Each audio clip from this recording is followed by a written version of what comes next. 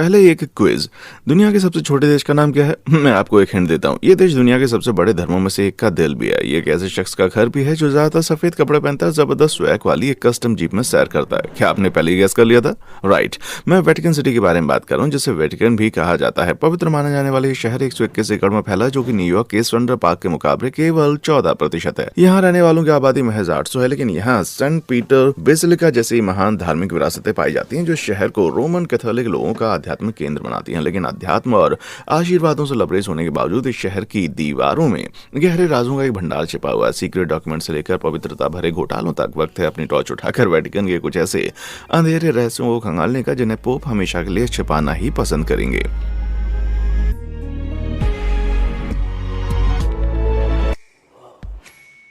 Divya उड़नतश्तरियां। Catholic church पश्चिमी दुनिया की सबसे पुरानी संस्थाओं में से एक है, जिसका इतिहास लगभग 2000 साल पुराना है। इस दौरान चर्च में कई सदियों के दस्तावेज इकट्ठा हो चुके हैं, पर इन दस्तावेज को आम लोग नहीं देख सकते, क्योंकि इन्हें खुफिया तहखाने में रखा जाता है, जिसे वेटिकन सीक्रेट आर्काइव या गुप्त अभिलेखागार कहा जाता है। ये वेटिकन लाइब्रेरी के पास एक बड़ा सा स्टोरेज स्पेस है, जहाँ सिर्फ कैटलॉग के 35,000 बंडल और शेल्फ की लंबाई 53 मील है।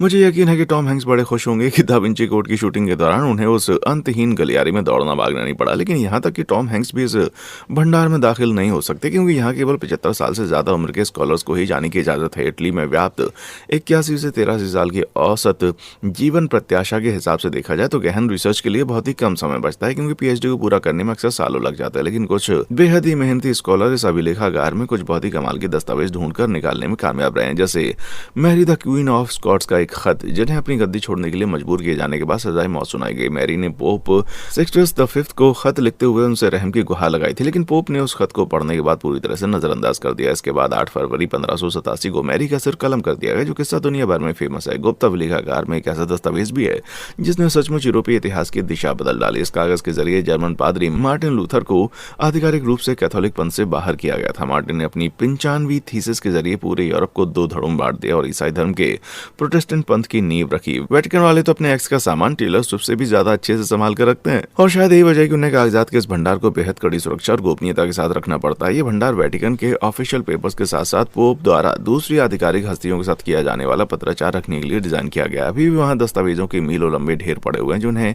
अब तक खंगाला नहीं गया। जहां चीजों को छिपाने की इतनी ज्यादा कोशिश होती है, जाहिर है वहां पर छिपे हुए राज को लेकर लोग तरह तरह के कयास लगाते हैं। कुछ लोग तो यहाँ तक कहते हैं कि शायद वेटिकन वालों ने उस तहखाने में यूएफओ के सबूत छुपा रखे हैं। इस तरह के दावों को बल मिला अक्टूबर 2007 में, जब सेंट पीटर्सबर्ग बेसिलिका के ऊपर मंडराती हुई नारंगी रंग की एक अजीब सी तश्तरी को कैमरा ने कैद किया। कहीं ऐसा तो नहीं कि वेटिकन की मदरशिप इतने जमाने से वेटिकन में छिपी पड़ी हो, पर अफसोस कि ये पूरी तरह से गलत है। तस्वीर में नजर आ रही चमकीली तश्तरी किसी प्लेन से रिफ्लेक्ट होकर नजर आती सूरज की रोशनी या सिंपल फोटोशॉप से ज्यादा कुछ नहीं। कहीं ऐसा तो नहीं कि पोप की कोई नई खुफिया सवारी हो? अगर ऐसा है तो पोप उड़ने वाला चमत्कार आप सचमुच में दिखा सकते हैं भाई। माना कि अब तक इस बात का कोई सबूत बरामद नहीं हुआ है कि एलियंस ने कभी वेटिकन की धरती पर कदम रखा, लेकिन ढेरों कागजात अभी भी एकदम अनछुए से पड़े हैं। सो पक्के तौर पर कुछ नहीं कहा जा सकता कि ऐसा हुआ भी है या नहीं। मौत भी नहीं, दुश्मनी का अंत। अपने लोगों के गिले शिकवे को कब्र तक ले जाने की कहानियां तो जरूर सुनी होंगी, लेकिन इतने सारे गुस्से को अपने अंदर बंद कर दबाए रखना मेरे हिसाब से अपनी एनर्जी वेस्ट करने से ज्यादा कुछ नहीं है। लेकिन यही फर्क है वेटिकन और आम दुनिया में। दस्तावेज बताते हैं कि पोप आपसी रंजिश में एक दूसरे से ऐसा द्वेष रख सकते थे जो कि मरने के बाद भी जारी रह सके। मैं मजाक नहीं कर रहा हूँ।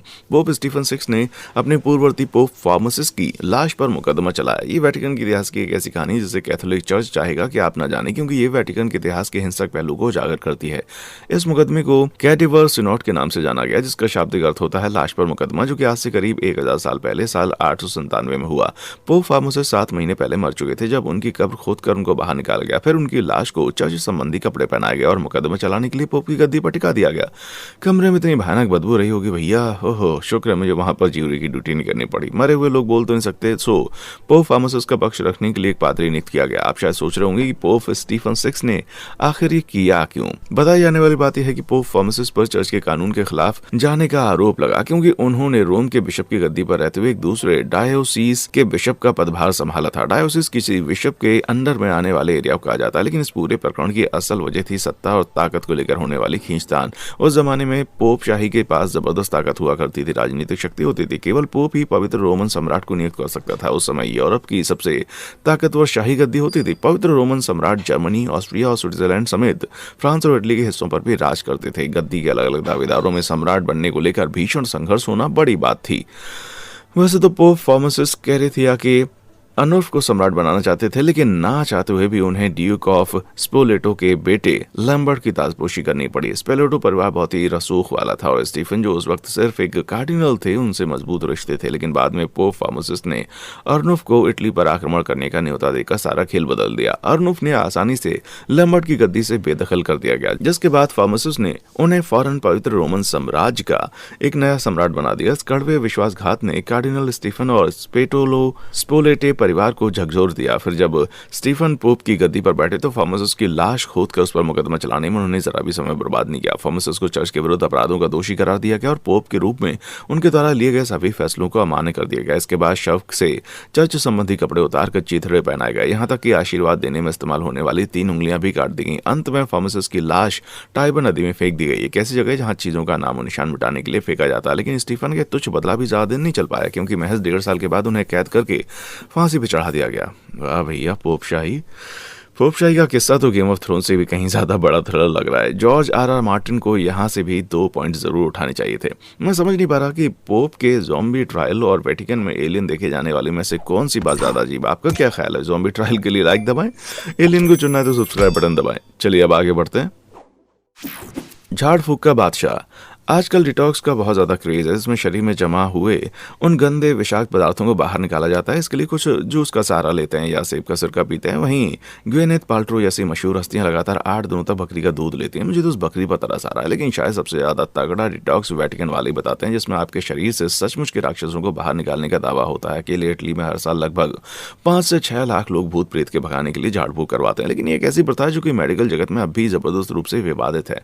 एक्सपर्ट्स के मना करने के बावजूद कैथोलिक चर्च झाड़ फूक से भूत भगाने का पूरी तरह से समर्थन करता है, क्योंकि उनके मुताबिक ईश्वर से दुआ करके किसी के शरीर से भूतों को भगाया जा सकता है। वेटिकन झाड़ फूक सिखाने के लिए अपना खुद का एक स्कूल भी चलाता है। हर साल 50 देशों से लगभग 250 पादरी ये विद्या सीखने के लिए रोम पहुंचते हैं, जहां उन्हें शरीर में प्रेतात्मा की पहचान करना, उन्हें भगाने के अनुष्ठान से रूबरू कराया जाता है। राक्षसों को हराने की बात की जाए तो वर्ल्ड चैंपियन गैब्रियल आर्मोथ नामक पादरी ही बनेंगे, जो कि वेटिकन के चीफ एग्जॉर्सिस्ट या प्रेत भगाने वाले ओझा हुआ करते थे। अपने 2013 के कार्यकाल तक उन्होंने 1,60,000 से ज्यादा भूतों को दूर भगाया। रुक जाइए, चलिए थोड़ा सा गणित कर लेते हैं। उन्हें 1954 में नियुक्त किया गया तो 2013 तक हुए 59 साल, यानी कि अपने 59 साल के करियर में उन्होंने रोजाना 7 से ज्यादा झाड़ फूक करनी पड़ती रही होगी। इम्पॉसिबल है यार, क्या ऐसा हो सकता है? इतनी बड़ी संख्या है? क्योंकि ओमार्थ का मानना है कि कोई शख्स एक साथ कई भूतों के वश में हो सकता है, जिसकी तादाद कभी कभी तो हजारों में होती है। बंदे को देखकर ही लगता है कि इसने बड़ी भयानक चीजें देख रखी हैं। लेकिन भूत भगाने की इस विद्या का एक स्याह पहलू भी है, जिसे वेटिकन लोगों से छिपाने की कोशिश करता है। किसी को भूत लगने के लक्षणों में से कुछ हैं डिप्रेशन, चिंता, बाध्यकारी व्यवहार, आवाजें सुनना या दौरे पड़ना। ये सभी लक्षण स्किज़ोफ्रेनिया या मिर्गी जैसी अज्ञात मानसिक बीमारी के कारण हो सकते हैं। तो आमतौर पर लोगों का दिमाग किसी स्पंज की तरह होता है और हम उन चीज़ों का आसानी से मन में बसा लेते हैं जिन्हें हम पले बड़े होते हैं। सो पूरी तरह मुमकिन है कि कैथोलिक परिवार में पले बड़े स्किज़ोफ्रेनिया पीड़ित लोगों को धर्म से जुड़ी चीज़ें दिखाई पड़ती हों। किसी दौरे से उनको लग सकता है कि वे शैतान की आवाज़ सुन रहे हैं या वे खुद शैतान बन चुके हैं। ऐसे मामलों में परिवार वाले डॉक्टर के बजाय किसी झाड़ फूक वाले को बुलाना गलती कर सकते हैं।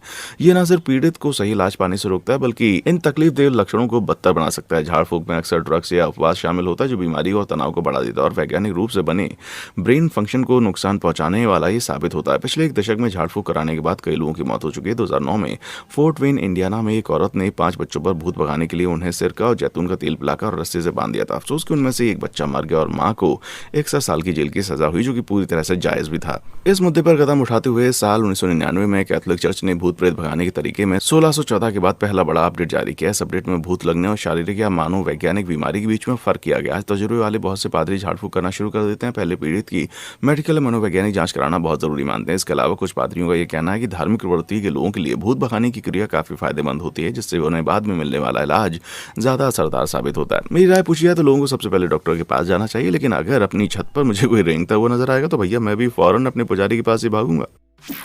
फरिश्ते या राक्षस। क्रिसमस पर मेरी पसंदीदा चीज़ों में से एक है क्रिसमस ट्री। ऊपर एंजल को बैठाना, सफ़ेद पोशाक पहने सुनहरे पंख वाले फरिश्ते की एक चमचमाती हुई मूर्ति। जब हम किसी फरिश्ते के बारे में सोचते हैं तो हमें ज़्यादातर लोगों के मन में यही इमेज आती है। कम से कम वेटिकन तो यही चाहेगा कि आपको इस पर यकीन हो, लेकिन हकीकत यह है कि बाइबल के मुताबिक देखा जाए तो फरिश्तों का लुक बहुत ही डरावना होता रहा होगा। एग्जाम्पल के लिए चिरप्स को ही देख लीजिए। छोटे पंखों वाले गोल मटोल बेबी फरिश्ते कितने प्यारे लगते हैं, सिवाय इसके कि चिरप्स का ये लुक बाइबल में बताया गया उनके हुलिये से ज़रा भी मेल नहीं खाता। और ये लुक कामदेव के रोमन और यूनानी कॉन्सेप्ट पर आधारित है। क्या आप धार्मिक रूप से सटीक लुक वाले चिरप्स को देखना चाहते हैं? तो फिर एक जबरदस्त शौक के लिए तैयार हो जाइए। पैगंबर इंजकील के स्वप्न के मुताबिक किसी चीरप के 4 चेहरे होते हैं, एक शेर, एक बैल, एक चील और एक इंसान का। उनके 4 पंख होते हैं और 4 खुर भी होते हैं जो मानो पॉलिश किए हुए पीतल के बने हुए हैं। इमेजिन कीजिए अगर ये शक्ल ग्रीटिंग कार्ड्स पर बना दी जाए तो फिर। इसी तरह एक दूसरे फरिश्ते के बारे में इज़ेकील कुछ यूं बताते हैं, एक पहिए के अंदर पहिया और उन दोनों पहियों पर ढेर सारी आंखें लगी हुई हैं। शायद इसलिए जब पहला फरिश्ता यूसुफ के सामने आया तो उसने सबसे पहले कहा डरो मत, फिर जाकर मरियम से शादी करने की सलाह दी। लगता है यूसुफ बहुत ही मिजाज के स्वस्थ हैं, वरना मैं तो डरावने राक्षसों जैसे दिखने वाले किसी भी प्राणी से रिलेशनशिप की एडवाइस कभी भी न दूं भैया। डैनियल और जेनेसिस के बाद वाले ग्रंथों में कहीं जाकर फरिश्तों का ऐसा हुलिया बताया गया जो उन्हें कुछ हम इंसानों जैसा बनाता है। इसमें कोई हैरानी की बात नहीं है। कैथोलिक चर्च के राक्षस जैसे दिखने वाले फरिश्तों के बजाय इंसानों जैसे फरिश्तों का प्रचार किया गया। अगर आप सोच रहे हैं कि पैगंबर इंजकील के मन में ऐसे दृश्य आखिर कहां से आते हैं, तो कुछ मॉडर्न स्कॉलर्स का मानना है कि शुरुआती ईसाई शायद नशीली जड़ी बूटियों और मशरूम के नशे में रहते होंगे। ये जानने के बाद जाहिर है कि उन्हें एक ऐसे अजीबोगरीब प्राणी आखिर क्यों नजर आ रहा है। लेकिन ईसाई धर्म और नशे के बीच में कोई संबंध एक और रहस्य है जिसे वेटिकन गुप्त रखना पसंद करता है, क्योंकि वे सदियों से नशीले पदार्थों के खिलाफ रहे हैं। उन्हें पोप सिर्फ एक ही बूटी की इजाजत देते हैं और वो है क्रिसमस पर लगाई जाने वाली मिस्टलेटो, बीता समय दिखाने वाली टीवी। अगर आपके पास ऑप्शन हो तो आप पास्ट या फ्यूचर में कहाँ जाना पसंद करेंगे? मैं तो पास्ट ही चुनूंगा, क्योंकि कहते हैं कि पीछे की नज़र हमेशा तेज होती है और खासकर तब जब आप वेटिकन का टाइम ट्रेवल कर सकने वाला चश्मा आपके पास रखते हो। ये टाइम ट्रेवलिंग चश्मा, जिसे क्रोनोवाइजर भी कहा जाता है, एक ऐसी डिवाइस है जो वेटिकन के हिसाब से खुफिया रहस्यों में से एक हो सकती है। कहते हैं कि इस मशीन को 50 के दशक में इटालियन साइंटिस्ट की एक टीम द्वारा बनाया गया था, जिनमें से एक के फिजिसिस्ट थे जिन्होंने नोबेल भी जीता था। नाम था एनरिको फर्मी। लोगों को इस डिवाइस के बारे में सबसे पहले पेलेग्रिनो एर्नेटी नाम के एक दूसरे साइंटिस्ट ने बताया था। डिवाइस के बारे में बहुत ज्यादा तो नहीं पता, लेकिन एर्नेटी के मुताबिक इसे 3 बेशकीमती अलॉय, ढेर सारे डायल और लीवर, एक स्क्रीन और एक रिकॉर्डिंग डिवाइस से बनाया गया है। क्रोनोवाइजर को टाइम ट्रेवल कर सकने वाले एक तरह की टेलीविजन की तरह काम करने के लिए डिजाइन किया गया था, क्योंकि इसमें मनचाही इवनिंग करके इतिहास की किसी भी घटना को देखा जा सकता था। एर्नेटी ने तो नेपोलियन द्वारा दिए गए भाषणों और प्राचीन रोम के मंच पर खेले गए नाटकों तक के प्रसारण को देखने का दावा किया था। दावा है कि यीशु को सूली पर चढ़ाए जाने की घटना देखने के बाद ईसा मसीह के वजूद को भी पूरी तरह से साबित कर दिया गया। अपने इस दावे को सपोर्ट करने के लिए उन्होंने इस डिवाइस की मदद से ली गई कुछ तस्वीरें भी शेयर की, जैसे कि सूली पर लटके यीशु का परेशान चेहरा। सुनकर यकीन नहीं हो रहा कि इतना इम्पॉसिबल लग सकता है, जाहिर है झूठ है। आइए मैं आपको कुछ रीजन बताता हूँ कि मुझे इस डिवाइस पर यकीन क्यों नहीं हो रहा। पहली बात तो फिजिक्स का नोबेल जीतने वाले साइंटिस्ट एनरिको फर्मी का नाम प्रोजेक्ट से 1992 में ही जुड़ा, जबकि वे दशकों पहले 1954 में मर चुके थे। हालांकि पेलेग्रिनो एर्नेटी भी एक साइंटिस्ट थे, लेकिन बाद में वे एक बेनेडिक्टाइन पादरी बन गए। इससे भी ज्यादा शक पैदा करने वाली बात यह है कि ये डिवाइस टी.एल. शेरेड की science fiction novel E for effort के डिवाइस से काफी मिलता जुलता है। ये नॉवेल 1947 में छपी थी, यानी कि 1950 के दशक में क्रोनोवाइजर बनाए जाने से ठीक पहले। इस कहानी में शेरेड ने बीता समय देखने वाली एक डिवाइस के बारे में डिटेल से बताया है, जो बीती हुई किसी भी घटना को स्क्रीन पर दिखा सकता था। सुना सुना सा लग रहा है ना? ई फॉर एफर्ट के अब तक के कई एडिशन छप चुके हैं, लेकिन क्रोनोवाइजर मशीन को अब तक एक बार भी नहीं देखा गया है। एर्नेटी ने दावा किया कि उन्होंने इस डिवाइस को शैतान के हाथ लगने से बचाने के लिए पूरी तरह से नष्ट कर दिया था। क्या ब्रिलियंट बहाना यार। पर सूली पर लटके हुए यीशु को उसकी फोटो का क्या हुआ? कुछ पत्रकारों ने खोजबीन कर पाया कि यीशु की ये फोटो असल में इटली के सेंटुआरियो डेल अमोरे मिसेरिकॉर्डियोसो चर्च में लगी हुई यीशु की मूर्ति की एक ग्रीटिंग कार्ड की नेगेटिव इमेज है। दोनों एक साथ देखने में हूबहू एक जैसी लगती हैं। इसके अलावा अगर यीशु को सूली पर चढ़ाए जाने का फुटेज सच में मौजूद था तो इसे पूरी तरह से रिलीज करना कैथोलिक चर्च को भारी भरकम फायदा पहुंचा सकता था। नास्तिक और विधर्मी लोग आज दुनिया भर में तादाद में बढ़ते जा रहे हैं, जिसके साथ कैथोलिक चर्च दिन ब दिन कमजोर हो रहा है। ईसा मसीह और उनकी कुर्बानी का ऐसा पुख्ता सबूत अनगिनत तादाद में लोगों को ईसाई बनने के कदम में मदद करता। जाहिर है एर्नेटी कभी भी इस फुटेज को जारी नहीं करेंगे, क्योंकि हकीकत में ऐसा कुछ भी मौजूद ही नहीं है। कुल मिलाकर ये साफ हो जाता है कि क्रोनोवाइजर की बातें पूरी तरह से मनगढ़ंत है। लेकिन अगर ये सच होता तो इतिहास की कौन सी घटना आप देखना पसंद करते? कमेंट बॉक्स में आकर बताएं। कामुक दीवारें। आज जब कार्डी बी वेब जैसे हिट दे रही है तो ग्वेनेथ पाल्ट्रो एक ऐसी मोमबत्ती बेच रही है जिसमें से उनके अंगों की खुशबू आती है, तो कहना गलत नहीं हुआ कि अंतरंग संबंधों का टॉपिक हर बीते दिन के साथ और ज्यादा कॉमन और कम वर्जित होता जा रहा है। यूट्यूब एल्गोरिथम इस मामले में अभी पीछे है, लेकिन हम अपनी पूरी कोशिश में लगे हुए हैं। पर एक इंस्टीट्यूशन ऐसा जो कि आज के जमाने में भी अपने अड़ियल रवैये पर टिका हुआ है, कैथोलिक चर्च घोर रूढ़िवादी और शादी से पहले ऐसे संबंधों या गर्भनिरोध की इजाजत नहीं देता। इसके अलावा सभी कैथोलिक पादरियों को मरते दम तक ब्रह्मचर्य का पालन करना होता है। औरत की जगह वे चर्च को अपना जीवन साथी बनाते हैं और यीशु की तरह अकेला जीवन बिताने की शपथ लेते हैं। लेकिन शायद बंद दरवाजों के पीछे वेटिकन वालों ने भी अपने कुछ मसालेदार राज छिपा रखे हैं। भले ही पोप हमेशा सफेद कपड़ा पहनना पसंद करते हैं, लेकिन उनके महल में एक ऐसा कमरा छिपा हुआ है जिसे देखने पर से आपका चेहरा शर्म से लाल पड़ जाएगा। मामला शुरू होता है सन 1516 में, जब यूरोपियन पुनर्जागरण काल के मशहूर पेंटर राफेल को कार्डिनल बिबेना के लिए पोप अपार्टमेंट में एक बाथरूम की दीवारें पेंट करने का काम दिया गया। लेकिन दूसरे पादियों से उलट कार्डिनल बिबेना मौज मस्ती से जुड़े नियमों के प्रति बड़ा लचीला रवैया रखते थे और प्राचीन रोम की कामों की नक्काशियों से काफी प्रभावित थे। इसलिए उन्होंने बाथरूम की सादी दीवारों को थोड़ा तड़कता भड़कता बनाने का काम राफेल को दे दिया। बाथरूम की दीवारों को प्रेम की देवी वीनस और कामेक्षा के देवता कामदेव की नंगी तस्वीरों से सजाया गया। साथ ही नग्न अप्सराओं को छिपकर देखते हुए सेटियर भी थे, जो कि आधा आदमी और आधा बकरी के शरीर वाला जीव था। ये तस्वीरें गुड्डे गोड़ियों की तरह सपाट नहीं, बल्कि उनके शरीर के अंग साफ साफ बनाए गए। इसे स्टूफेटा डेला बिबिएना या कार्डिनल बिबिएना का छोटा सा हॉट कमरा भी कहा जाता है। शायद लोग ईश्वर से ये नहीं जानना चाहते होंगे कि कार्डिनल साहब उस कमरे में आखिर क्या गुल खिला रहे हैं। आश्चर्य की बात नहीं कि वेटिकन के बाकी लोग इन पेंटिंग्स को काफी नापसंद करते थे। इन्हें छुपाने या खराब करने की और भी कई कोशिशें की गई। एक समय पर तो इस कमरे को वेटिकन का किचन बना दिया गया। लगता है कि शायद उन सिटीज की गंदगी देखकर लोगों की भूख मर गए होगी, इसलिए कमरे को एक बार फिर से खाली छोड़ दिया। फिर कैथोलिक आर्ट में दिलचस्पी रखने वाले एक एक्सपर्ट ने 19वीं सदी के बीच में इन पेंटिंग्स को फिर से खोजा, जिसके बाद उन्हें राफेल की विरासत के तौर पर अच्छे से संजोकर रख दिया गया। लेकिन आज भी वहां किसी को जाने की इजाजत नहीं है, ताकि वेटिकन का यह अतीत छुपा रहे। फिर 1870 के बाद महल में कहां पर यह हिस्सा पोप कहने वाली जगह में तब्दील हो गया। कार्डिनल बिबिएना के पुराने बेडरूम को अब दूसरे देशों के राष्ट्रपतियों और अध्यक्षों से मुलाकात करने के लिए इस्तेमाल किया जाता है। उन बेचारे मेहमानों को क्या पता कि ठीक बगल वाले कमरे में कैसी कैसी तस्वीरें छिपी हुई हैं। सो कैथोलिक चर्च भले ही लोगों को सादगी से जीने का ज्ञान देते हो, पोप मीटिंग्स के बीच में बाथरूम ब्रेक लेकर आखिर क्या गुल खिला रहे हैं ये तो नहीं पता भाई। पादरियों में छिपे गैंगस्टर। संडे को चर्च जाने वालों ने ध्यान दिया होगा कैसे चंदा इकट्ठा करने के लिए एक डब्बा लोगों के बीच में घुमाया जाता है। हो सकता है आपने भी उस डब्बे में कुछ रुपए डाल दिए हों, और क्यों नहीं, आखिर ये सब गरीबों और कमजोरों की मदद के लिए है ना। पर तभी आपकी नजर फरारी में बैठकर जाते हुए अपनी पादरी पर पड़ती है। कमाल की बात है, फिलाडेल्फिया के कुछ भोले भाले लोगों के साथ साल 1989 में ठीक ऐसा हुआ। उगाही का ये स्कैम पादरियों के ग्रुप द्वारा चलाया गया था, जो पोलैंड के patron saint the lady of Czestochowa, जिन्हें द ब्लैक मडोना या Mary the protector of Poland भी कहा जाता है, उसको समर्पित एक चर्च चलाता था। उन लोगों ने महाराज संडे के चंदे से $2.5 लाख रकम इकट्ठा कर ली, लेकिन उन पैसों को जन कल्याण में लगाने के बजाय उन्होंने महंगी महंगी शॉपिंग कर डाली। उसके बाद उन्होंने अपने चर्च की मरम्मत के लिए उसके नाम पर $4 लाख का चंदा इकट्ठा किया, लेकिन पैसे आते उन्हें महंगी कार खरीदने में उड़ा दिया। उन पादरियों का लालच इतने पर खत्म नहीं हुआ और उन्होंने समूह के कब्रिस्तान फंड में ही हाथ मार दिया। ये फंड कब्रिस्तानों की मेंटेनेंस के लिए एक लीगल रिक्वायरमेंट होता है। इनसे भी $64,000 साफ कर दिए। 10 साल से भी कम समय में ग्रुप ने बेशकीमती सामान और शान शौकत वाली जिंदगी जीने पर कुल $2 करोड़ से ज्यादा उड़ा दिया। आखिरकार उनकी चोरी दुनिया के सामने आ गई, जिसके बाद वेटिकन ने उन्हें अपना सारा सामान, पैसा और क्रेडिट कार्ड वगैरह जमा करने के लिए कहा। जवाब में आधे से ज्यादा ने कैथोलिक पंथ को ही छोड़ दिया, यानी जैसे पैसे आने बंद हुए, धर्म सारी खिड़की से बाहर निकल गया। पोप जॉन पॉल द्वितीय ने इस मामले को दबाने के लिए वेटिकन का सारा रसूख लगा दिया और लोगों का मुंह बंद रखने और मुकदमे न करने के लिए $50 लाख से भी ज्यादा की रकम अदा कर दी। लेकिन ये किस्सा तो सच्चाई का महज एक छोटा सा हिस्सा है, क्योंकि खुद वेटिकन का बैंक मनी लॉन्ड्रिंग करते हुए रंगे हाथों पकड़ा जा चुका है। सन 2018 में वेटिकन बैंक के भूतपूर्व अध्यक्ष एंजेलो केलिया और उनके वकील गैब्रियल लुइजो को प्रॉपर्टी की खरीद फरोख्त में धांधली करके 2001-2008 के दौरान $6.2 करोड़ का गबन करने का आरोपी बनाया गया और उन्हें क्रमशः 8 और 5 सालों की जेल सुनाई गई। भरोसे और नैतिकता की बुनियाद भी बनी। किसी इंस्टीट्यूशन में इतना करप्शन आखिर कैसे हो सकता है? आप सोच रहे होंगे कि फाइनेंशियल मामलों में वेटिकन में इतनी ज्यादा गंदगी फैलना कब से शुरू हो गई। असल में कैथोलिक और चर्च मध्यकालीन युग से पैसे कमाने के लिए तरह तरह के हथकंडे आजमाते रहा है। आप अपने पुराने जमाने के क्रिस्को ट्रेडर्स की तरह मान सकते हैं, जो पैसों के बदले अपने सारे गुनाहों की माफी मांगने वाला एक सर्टिफिकेट अदा करते थे। पैसा कमाने का एक तरीका इस कदर फैल चुका था कि इसका अंत मार्टिन लूथर की प्रोटेस्टेंट क्रांति के चलते सन 1517 में हो गया।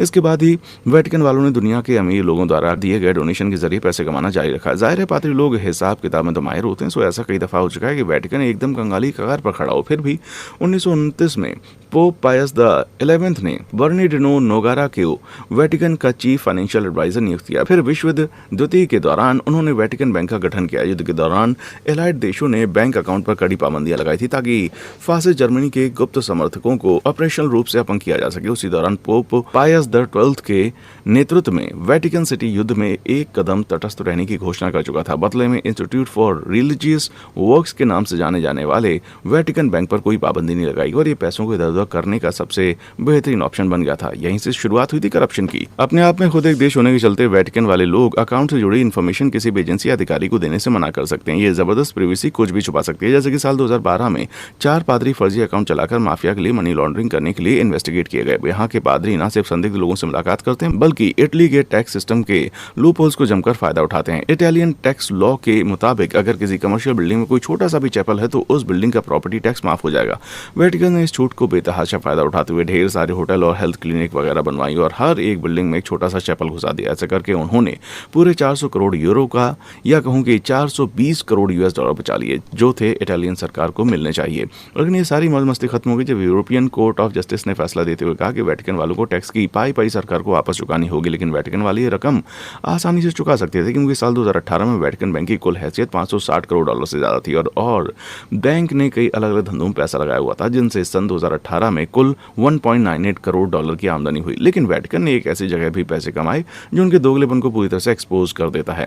आपको पता ही होगा LGBTQ समुदाय का प्रतीक माने जाने वाला रेनबो फ्लैग आज दुनिया भर में शान से लहरा रहा है और 34 से ज्यादा देश अब गे मैरिज को मान्यता दे चुके हैं। लेकिन कैथोलिक चर्च समलैंगिक शादियों को आज भी एक बड़ा गुनाह मानता है। उनके मुताबिक ईश्वर की योजना के हिसाब से शादी सिर्फ एक मर्द और औरत के बीच में हो सकती है और उसके खिलाफ जाना एक बड़ा गुनाह है। सो जाहिर है कि चर्च समलैंगिक संबंधों का खिलाफत करता है। लेकिन शायद ये सारे नियम महाराज दिखावा भरे हैं क्योंकि वेटिकन ने एल्टन जॉन की बायोपिक रॉकेट मैन में $1 मिलियन का इन्वेस्टमेंट करके LGBTQ मीडिया से अच्छा खासा मुनाफा कमाया। ये हॉलीवुड की पहली ऐसी ब्लॉकबस्टर मूवी थी जिसमें एक आगे गे कपल के बीच अंतरंग दृश्यों को पूरी तरह से दिखाया गया। पिक्चर ने कुल $19.5 करोड़ की कमाई की जिसका अच्छा खासा हिस्सा वेटिकन को भी मिला होगा। ये वाकया एक बार फिर से साबित करता है कि वेटिकन में मौजूद कुछ बेईमान लोगों के धार्मिक मूल्य कुछ भी नहीं है। उम्मीद है कि पोप फ्रांसिस के कार्यकाल में वेटिकन में व्याप्त ये करप्शन खत्म हो जाएगा क्योंकि उन्होंने समस्या को जड़ से निपटारा करने की प्रतिज्ञा ली। लेकिन पोप फ्रांसिस कभी कभी सोचते हैं कि ऐसा कर पाना असंभव होगा क्योंकि यह समस्या इस संस्थान में सदियों से व्याप्त है। जाहिर है